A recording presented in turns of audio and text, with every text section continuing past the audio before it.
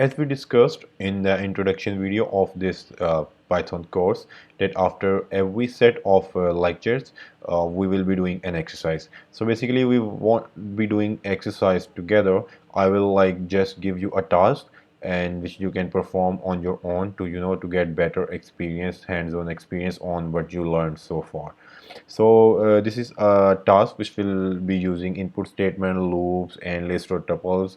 So basically the task is that you need to take input from a user until the input -1. So you need to keep on taking input and keep on taking input until user enter -1. So when user will enter -1, you will stop taking input.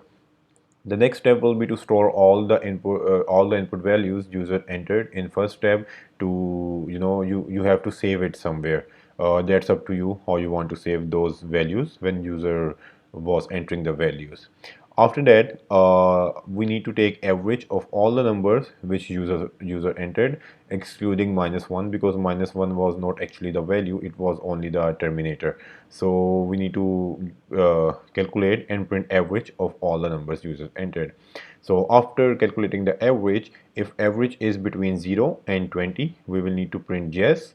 If average is between 21 and 40, you need to print maybe, and otherwise you will print no.